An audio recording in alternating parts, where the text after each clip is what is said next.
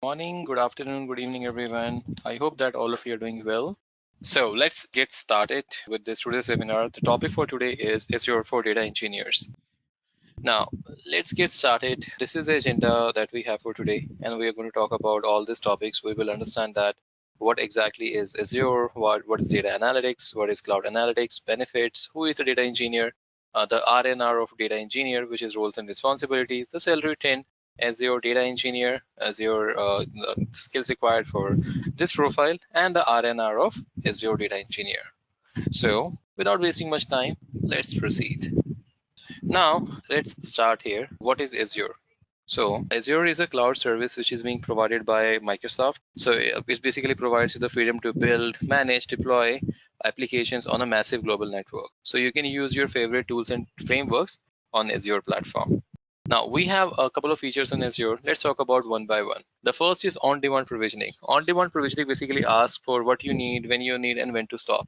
Next one that we have is scalability in minutes, which basically asks you when you want to scale up the resources, when you want to scale down the resources, when you want to increase, when you want to decrease. All those kind of management can be done in scalability in minutes. The third one that we have is pay as you consume. So basically you're going to use only for, in other words, you're going to basically pay for only those services that you are consuming. It's not like that we are going to charge you for certain services that you have not consumed and we are charging you. No, you're only going to pay for those services that you have consumed. So there is not going to be any kind of unethical charges. So you're going to be paid for that only. Next one that we have is abstract resources. So wherein we are going to focus only on your needs, not of the hardware specifications that you have. The next one that we have is efficiency of experts. So wherein you are going to utilize the skills, knowledge, and resources of your experts. And the last one that we have is measurable. So every unit of usage, like a unit of electricity, whatever you use, you can basically measure it, right? Like how many units you have measured, like how many units you have consumed and all. Likewise, in this case, each and every unit is basically measurable. You can basically see that if I got charged for this, why I got charged, and what was the need of it. All those kind of things can be tracked easily. So you're going to have the entire management with you only. With the help of all the tools which is being available in the Azure, you will be able to have entire those things or entire control with you. So these are the couple of Azure features that we have. Now talking about what is data analytics. So data analytics refers to the techniques to analyze data to enhance productivity and business gain. Like in this case, we have business administration, and we are going to explore data analysis, which eventually is going to increase revenue of your business. Now, why data analytics? We basically get a couple of benefits, like gather the hidden insight, the information which are hidden, you can get it. You can try to automate with the help of reports. You can perform market analysis. What is needed in the market, how much coverage is there in the market, the entire thing. And you can try to improve your business requirement as well. Now, coming to what is cloud analytics. Cloud analytics is a service that runs data analysis and business intelligence operation in a public or private cloud. Cloud analytics companies help enterprise scale quickly by reducing the cost and administrative burden of on-premise hardware. Now, talking about the different types of analytics that we can have. Basically, first is the public cloud. Now, all of you must be using a public-facing network, right? Like I'm using my, Gmail and all. So the services that I'm using right now is basically my access, like that I'm using right now. Like I can try to perform the action, I can try to do all those kind of things.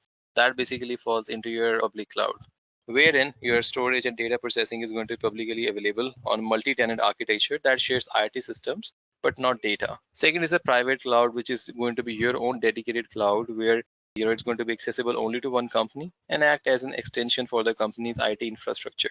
So it's used when data privacy and security is paramount.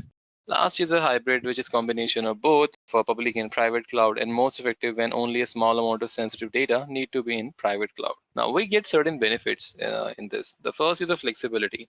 So when companies have rapidly changing needs, the business intelligence tools of cloud analytics offer quick access to your real-time data, which allows for faster and more accurate decisions. Cloud-based analytics service also make it easier to scale when enterprises aren't tied to expensive and less flexible on-premise solution.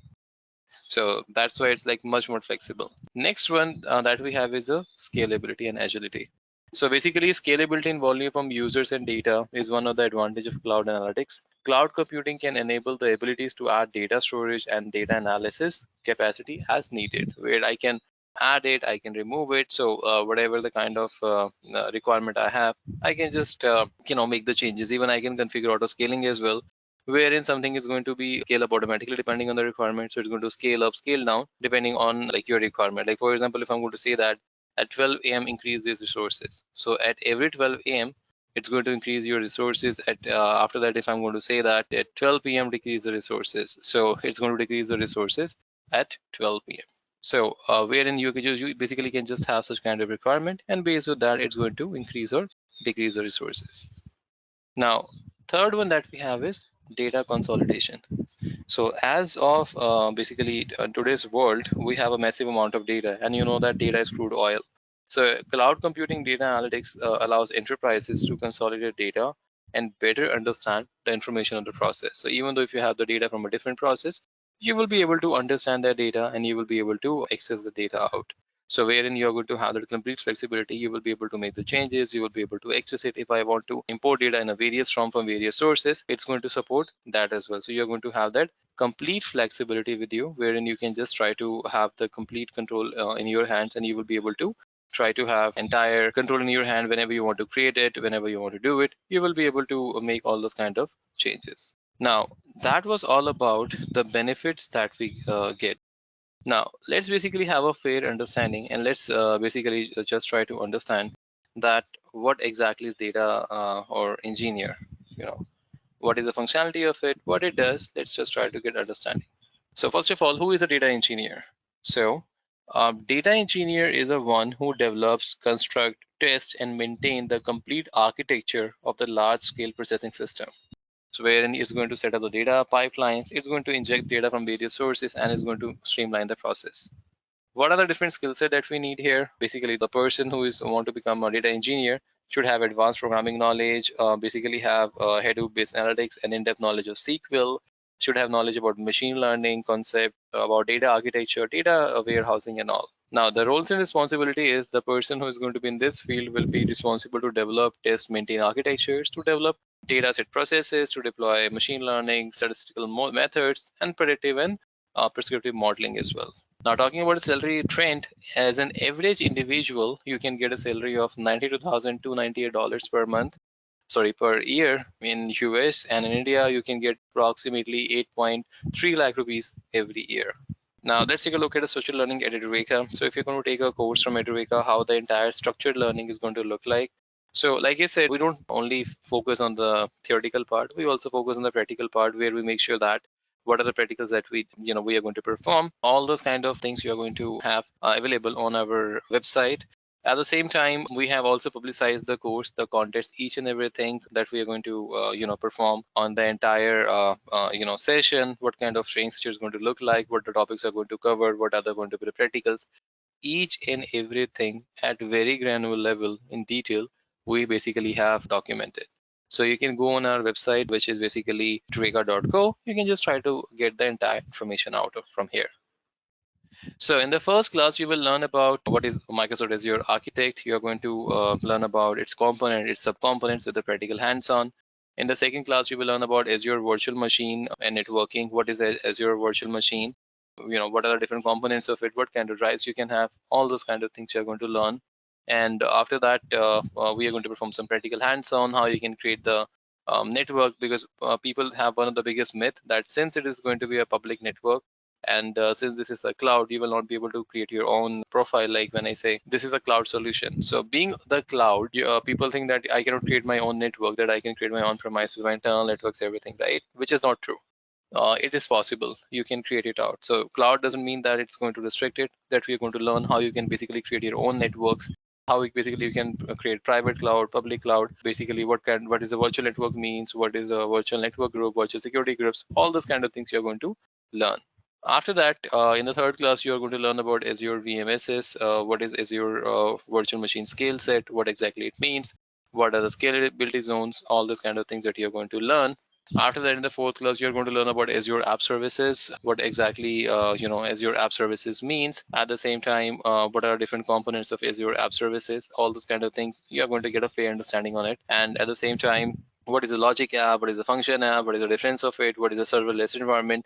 We are going to perform certain practicals, and you're going to have a thorough, I would say, clarity on it. After that, in the next class, you're going to learn about Azure Hybrid Connectivity Site Recovery, what that is, how you can configure, how you can basically create the relay and everything with the practical hands-on.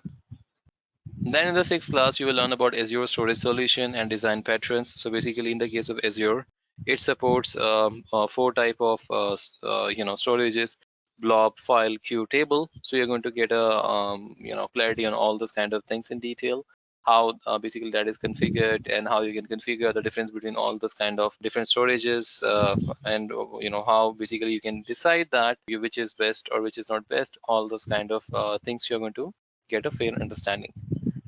In the seventh class, you're going to learn about Azure Kubernetes Service, what is a Docker, what is Kubernetes, the difference between them, when to use what, with a practical hands-on. In the eighth class, you're going to learn about Azure Active Directory role-based access control, what that means, and its components, subcomponents. In the ninth class, you will learn about Azure monitoring inside services. Basically, if I want to perform monitoring, how basically I can perform the monitoring on it. So all those kind of components, subcomponents, you're going to get a fair understanding. In addition to that, we are going to perform certain practical sessions where you're going to get the complete understanding about each and everything. Then after that, in 10th class, you're going to learn about Azure design migration, basically how you're going to design the migration of Azure. Let's say if I have, which is going to be very common nowadays, I have a requirement. I want to migrate from on-premise to Azure, and I want to migrate from Azure to on-premise. How can I do it? So all those kind of things, you're going to have a greater clarity on it. Like basically, you can decide that how you can migrate, how you can basically perform migration, what are different components going to be, and what are the different utilities that Azure is providing. You're going to have that complete control and complete clarity on it, so that if you have any kind of opportunity in your organization, you can just perform that migration out. And at the end, you're going to become a superhero like a cake. I mean, it's going to be like a superhero. You will have a cape as well, but that is more of a something, going to become a superhero of a knowledge. Okay. Now we got a fair understanding. So what exactly is a data engineer, all those kind of things. So we are going to basically talk about what exactly is ADE, what exactly is Azure Data Engineer. So we will talk about it. Azure Data Engineer design and implement the management, monitoring, security, and privacy of data using full stack of Azure data services to satisfy the business needs. Now, what are the skills required for Azure Data Engineer? Let's talk about it. So these are different skills that we require, like understanding the evolving data, data landscape. You should have that knowledge. You should have a fair understanding, of understanding the different use cases we have. We should have a knowledge about evolution of data system and their influence. You should have a, have a fair knowledge. What is the difference between on-premise and cloud solution? These are the basic skills that you require. Now, the certification that you needed for a job in Azure data engineering. So in this case, basically, if we talk about the certification path, involves two different exams meant for testing different capabilities of Azure Data Engineer. The two Azure Data Engineer certification exams are DP200 and DP201. The next is RNR of Azure Data Engineer. So being an Azure Data Engineer, you have to work with external parties to bring their data into the organization, to have it maintained on the cloud, to design, maintain, and update database schemas, to work with external resources on large projects, to collaborate with technical team for troubleshooting different kind of issues. These are some of the common skills that you require. Now coming on the most good part about the salary. In US, if you are, the average salary of a US person is going to be $150,000. Sorry. And for Indian, it's going to be almost 7.3 lakhs per annum.